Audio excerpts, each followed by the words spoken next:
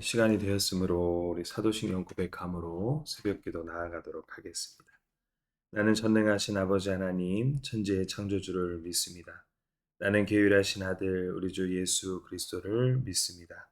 그는 성령으로 잉태되어 동정녀 마리아에게서 나시고 본디오 빌라도에게 고난을 받아 십자가에 못 박혀 죽으시고 장사된 지 사흘 만에 죽은 자 가운데서 다시 살아나셨으며 하늘에 오르시어 전능하신 아버지 하나님 우편에 앉아 계시다가 거기로부터 살아있는 자와 죽은 자를 심판하러 오십니다. 나는 성령을 믿으며 거룩한 공교회와 성도의 교제와 죄를 용서받는 것과 몸의 부활과 영생을 믿습니다. 아멘.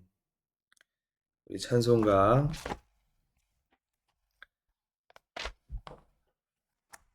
368장, 우리 찬송가 368장 주 예수여 은혜를 찬송하도록 하겠습니다. 찬송가 368장입니다.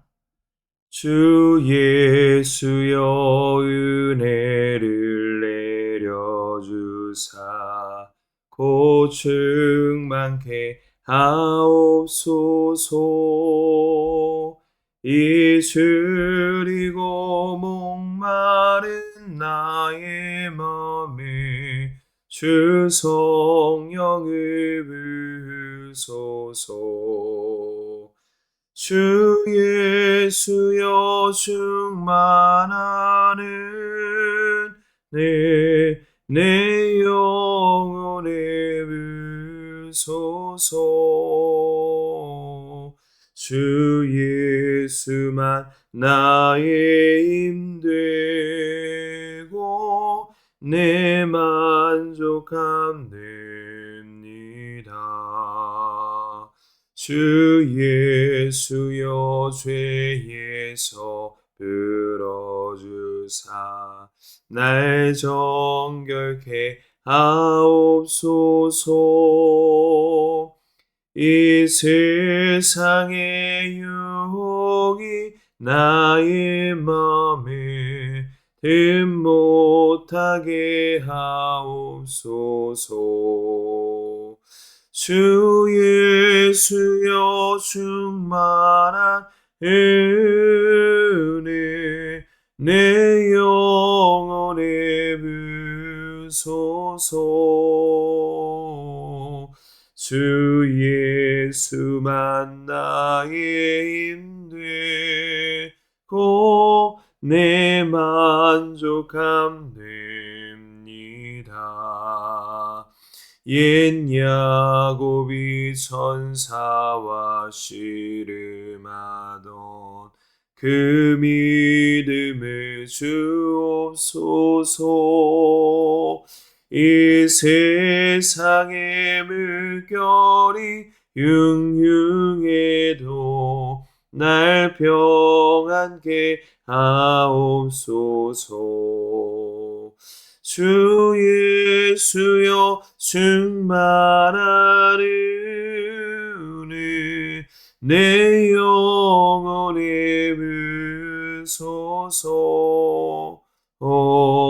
주 예수만 나의 힘되고 내 만족함 됩니다. 주 예수여 완전한 주의 사랑 나 받기를 원합니다. 그 사랑이 내 맘에 충만하여 날 기쁘게 하옵소서. 주 예수여 충만한 은혜 내 영혼에 부소서. 주 예수만 나의 힘되고 내 만족함 됩니다. 내 마음에 임하신 주의 성령 늘 계실 줄 믿습니다. 그는 산을 나에게 부어주사 주 섬기게 하옵소서. 주 예수여 충만한 은혜 내 영혼에 부소서. 주 예수만 나의 힘돼 고뇌 만족함 됩니다. 아멘. 우리 함께 은혜 나누실 말씀은 에스겔서 29장 1절에서 19절까지 16절까지 말씀입니다. 제가 봉독하도록 하겠습니다. 열째 해 열째 달 열두째 날에 여호와의 말씀이 내게 임하여 이르시되 인자야 너는 애굽의 바로 왕과 온 애굽으로 얼굴을 향하고 예언하라. 너는 말하여 이르기를 주 여호와께서 이같이 말씀하시되 애굽의 바로 왕이여 내가 너를 대적하노라. 너는 자기의 강들 가운데에 누운 큰 악어라. 스스로 이르기를 나의 이 강은 내 것이라. 내가 나를 위하여 만들었다 하는도다. 내가 갈고리로 내 아가미를 꿰고 너의 강에 고기가 내 비늘을 붙게 하고 내 비늘을 붙은 강의 모든 고기와 함께 너를 너의 강들 가운데에서 끌어내고 너와 너의 강의 모든 고기를 들에 던지리니 내가 지면에 떨어지고 다시는 거두거나 모으지 못할 것은 내가 너를 들짐승과 공중의 새의 먹이로 주었습니다. 애굽의 모든 주민이 내가 여호와인 줄을 알리라. 애굽은 본래 이스라엘 족속에게 갈대 지팡이라. 그들이 너를 손으로 잡은즉 내가 부러져서 그들의 모든 어깨에 찢었으며 그들이 너를 의지한즉 내가 부러져서 그들의 모든 허리가 흔들리게 하였느니라. 그러므로 주 여호와께서 이같이 말씀하셨느니라. 내가 칼이 내게 임하게 하여 내게서 사람과 짐승을 끄는즉 애굽 땅의 사막과 황무지가 되리니 내가 여호와인 줄을 그들이 알리라. 내가 스스로 이르기를 이 강은 내 것이라 내가 만들었다 하도다. 그러므로 내가 너와 내 강을 쳐서 애굽 땅 밑돌에서부터 수에네 곧 구스 지경까지 황폐한 황무지 곧 사막이 되게 하리니 그 가운데로 사람의 발이 지나가지 아니하며 짐승의 발도 지나가지 아니하고 거주하는 사람이 없이 40년이 지날지라. 내가 애굽 땅을 황폐한 나라들 같이 황폐하게 하며 애굽 성운도 사막이 된 나라들의 성읍같이 40년 동안 황폐하게 하고 애굽 사람들을 각국 가운데로 흩으며 여러 민족 가운데로 해치리라. 주 여호와께서 이같이 말씀하셨느니라. 40년 끝에 내가 만민 중에 흩은 애굽 사람들 다시 모아내되 애굽에 사로잡힌 자들을 돌이켜 바드로스의 땅 곧 그 고국 땅으로 돌아가게 할 것이라. 그들이 거기에서 미약한 나라가 되되 나라 가운데 지극히 미약한 나라가 되어 다시는 나라들 위에 스스로 높이지 못하리니 내가 그들을 감하여 다시는 나라들을 다스리지 못하게 할 것이니라. 그들이 다시는 이스라엘 족속의 의지가 되지 못할 것이요 이스라엘 족속은 돌이켜 그들을 바라보지 아니하므로 그 죄악이 기억되지 아니하리니 내가 여호와인 줄을 그들이 알게 하셨다 하라. 네, 오늘 말씀의 주제를 하나님만 의지합시다. 하나님만 의지합시다라는 말씀의 주제로 함께 은혜 나누는 시간이 되기를 소망합니다. 네, 우리가 두로와 시돈 그리고 오늘은 이제 애굽에 대해서 하나님의 심판과 또 하나님의 그 심판의 잣대가 그들에게 임하게 되는 것을 우리는 말씀을 통해 확인할 수가 있습니다. 3절의 말씀에 보면 이 애굽 이 파라오가 26번째 왕조 네 번째 파라오인데요. 이 사람이 얼마나 교만했으면 3절에 이렇게 말합니다. 너는 스스로 말하기를 주 여호와께서 이같이 말씀하시되 애굽의 왕이여 내가 너를 대적하노라. 너는 자기의 강들 가운데서 큰 악어라. 이렇게 누운 큰 악어라 말하면서 이가 뭐라고 말하면 스스로 이르기를 나의 이 강은 내 것이라. 내가 나를 위하여 만들었다 하는도다라고 할 정도로 어마어마하게 교만 가운데 사로잡혀 있음을 우리는 볼 수가 있습니다. 여기서 큰 악어라는 번역된 히브리어 탄닌이라는 이 단어의 뜻은 단순히 우리가 생각하는 그러한 큰 파충류, 악어를 말하는 것이 아니라 고대 근동 신화에서 혼돈과 교만을 상징하는 무시무시한 바다 괴물의 용을 뜻합니다. 그래서 바로를 자신을 그렇게 괴물로 엄청 힘이 강한 그러한 신화로 자기를 비유함으로 나는 나일강 한 가운데서 배를 깔고 누워 있는 큰 악어다. 스스로 신으로 자기를 자칭 신으로 자신을 비유하고 있는 내용입니다. 하나님께서 이것을 다 보고 계셨던 것이죠. 애굽에서 나일강은 어떤 곳입니까? 해마다 때가 되면 어김없이 범람하여 상류에 비옥한 흙을 실어 날라주는 이집트 문명의 절대적인 생명줄과 같은 그러한 큰 문명의 꽃을 피웠던 그 나일강. 이것은 전적으로 하나님의 은혜요. 하나님이 그들에게 주신 하나님의 선물이었죠. 하지만 이 네 번째 파라오 이 왕은 애굽의 왕은 그것은 하나님이 주신 은혜가 아니라 내가 신이기 때문에 내가 이것을 누릴 수 있는 것이다. 그렇기 때문에 이 강은 내 것이고 내가 나를 위해서 지었다. 말도 안 되는 이러한 말을 쏟아내면서 자신의 교만함을 세상 모든 천하 백성들에게 다 드러내고 있음을 우리는 보게 되는 것이죠.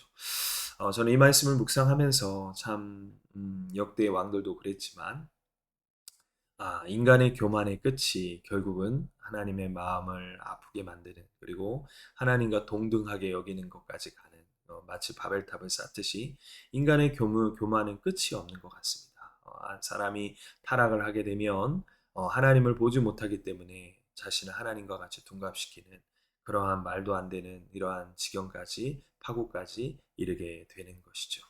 그렇습니다. 그렇기 때문에 우리에게는 하나님의 은혜가 필요한 것입니다.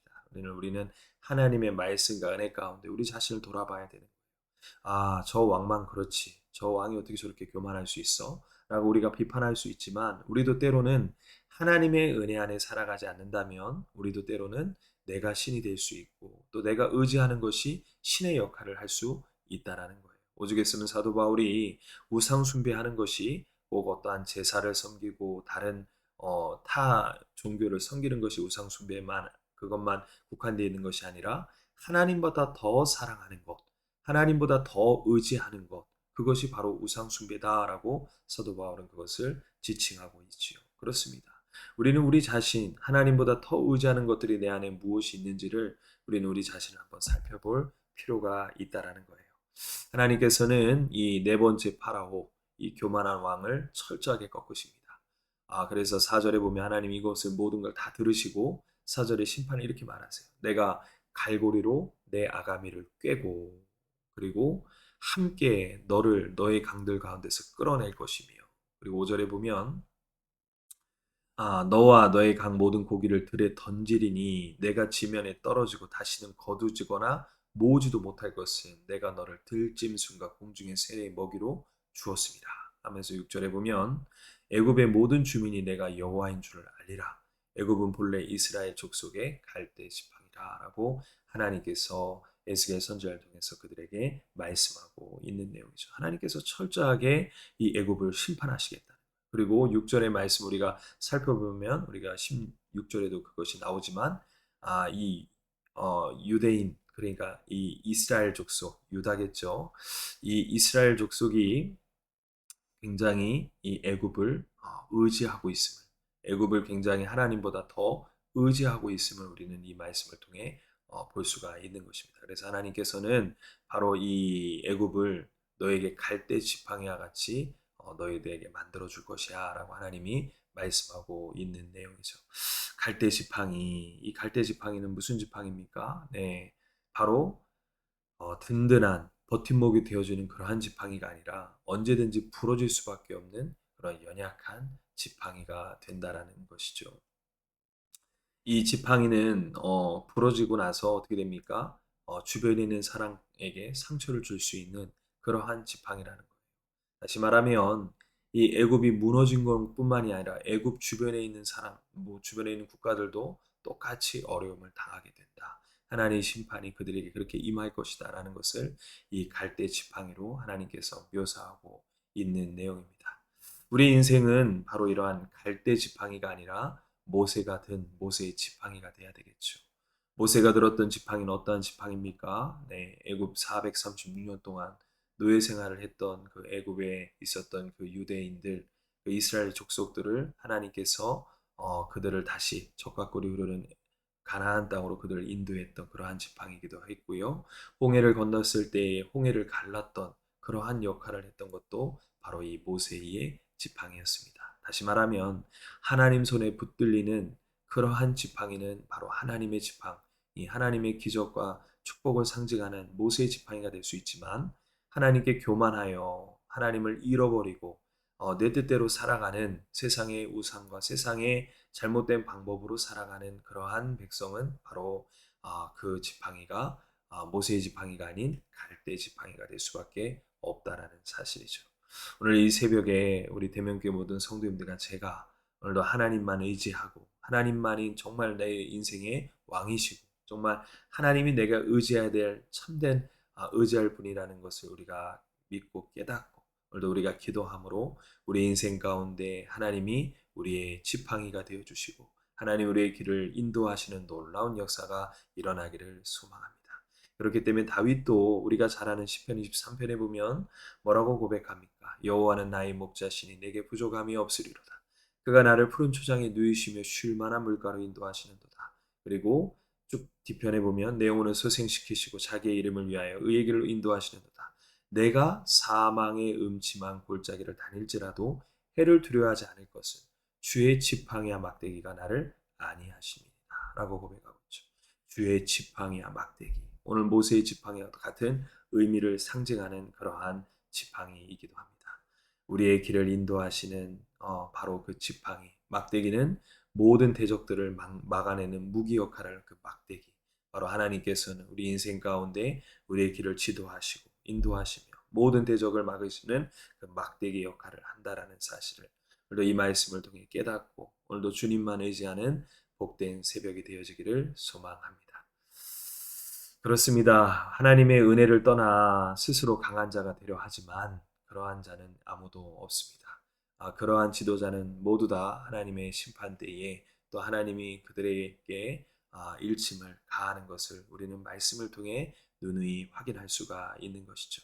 하지만 하나님께서는 이 교만했던 이 애굽 그리고 이 하나님 앞에 범죄했던 이 애굽이라는 이 나라를 하나님께서는 여전히 사랑으로 품으시고 있는 장면을 우리는 13절부터 16절의 말씀을 통해 엿볼 수가 있습니다. 13절 말씀에 보면 이렇게 시작이 됩니다. 주 여호와께서 이같이 말씀하셨느니라 40년 끝에 내가 만민중의 흩은 애굽 사람을 다시 모아내되 애굽에 사로잡힌 자들을 돌이켜 바르로스 땅 곧 그 고국 땅으로 돌아가게 할 것이라. 그들이 거기서 미약한 나라가 되되 나라 가운데서 지극히 미약한 나라가 되어 다시는 나라 위에 스스로 높이지 못하리니 내가 그들을 감하여 다시는 나라들을 다스리지 못하게 할 것이며 그들이 다시는 이스라엘 족속의 의지가 되지 못할 것이요 라고 말하고 있습니다.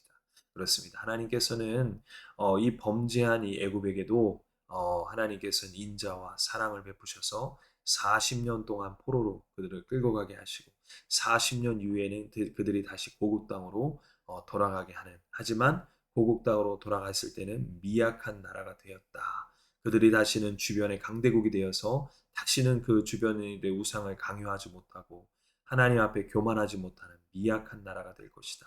그리고 16절에 보면 이스라엘이 그들의 의지가 되지 못할 것이다. 라고 이제 결론을 지으면서 하나님께서는 역사로 그것을 보여주고 있음을 우리가 알 수가 있는 것이죠. 왜 그렇게 하셨을까요? 그 16절 뒤편에 그 이유가 나와요. 이렇게 말합니다.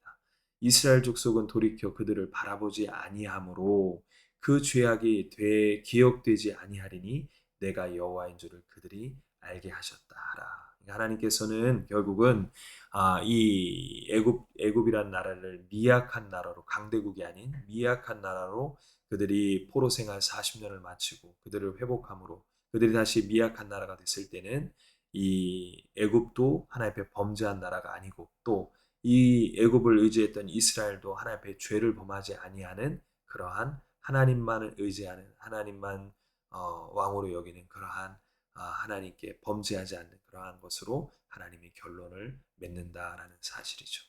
우리는 이 말씀을 통해서 하나님의 마음을 엿볼 수가 있습니다. 하나님은요 우리가 어느 때든지 하나님 앞에 죄를 범하는 곳에 있지 않기를 하나님이 원하신다라는 사실이에요.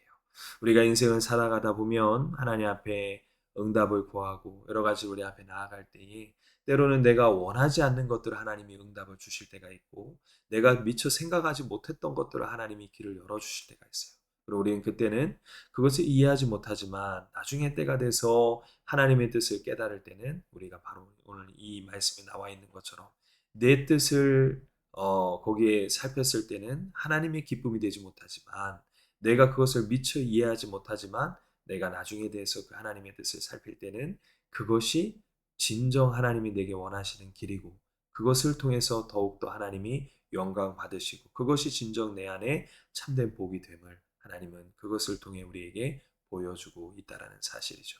하나님은요, 내가 원하는 것을 응답하지 않습니다.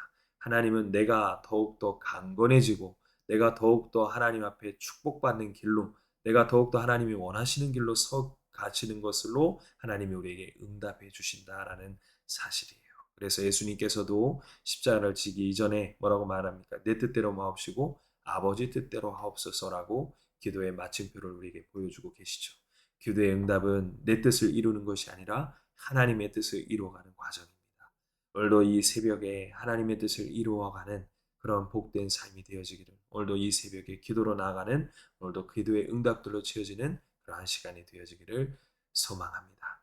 자, 오늘 이제 우리 대명교에서 일본 단기 선교로 오늘 이제 비행기를 떠나 그곳에서 복음을 전하는 우리 선교팀이 출발을 합니다.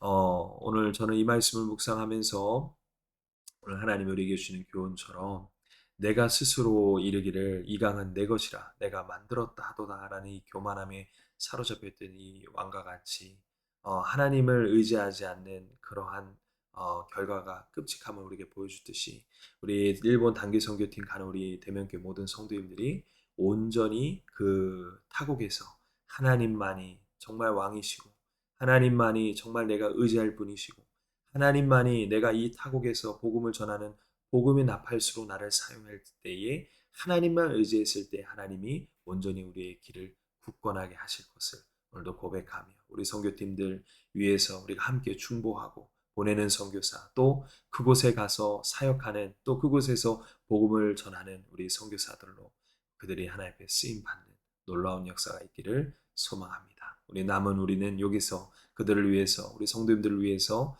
우리 함께 중보기도 하며 일주일이라는 그 시간 동안 정말 많은 열매들을 거둬갈 수 있는 놀라운 역사가 그곳에 진행되기를 주님의 이름으로 소망합니다. 우리가 이 말씀 기억하며 함께 기도하는 시간을 갖도록 하겠습니다. 전능하신 하나님 아버지 감사합니다. 에스겔 선지자를 보면서 하나님의 심판이 두로와 시돈 이제는 애국까지 주변에 있는 이방인들을 하나님께서 심판하시는 것을 보며 주님만이 왕이시고 세상의 어떤 권력보다도 세상의 어떤 큰 힘보다도 하나님만의 진정 큰 힘을 우리가 깨닫게 하시니 감사를 드립니다. 하나님 우리가 하나님 앞에 교만치 않게 하시고 하나님보다 더 의지하고 하나님보다 더 사랑하는 것들이 있다면 그 모든 것을 주님의 십자가 앞에 다 내려놓고 온전히 주님만을 의지하고 나아가는 복된 삶이 되어질 수 있도록 하나님께서 은혜를 허락하여 주시옵소서. 그래서 하나님 온전히 하나님만이 내 마음에 온전히 굳건한 반석이시고 산성이시며 내가 의지할 분을 날마다 고백하며 살아가는 우리 대명교회 성도님들 되어져서 그의 삶이 날마다 하나님이 주시는 적과 꿀이 흐르는 놀라운 하나님이 주시는 그 선물들로 채워가는 복된 삶이 되게 하여 주시옵소서.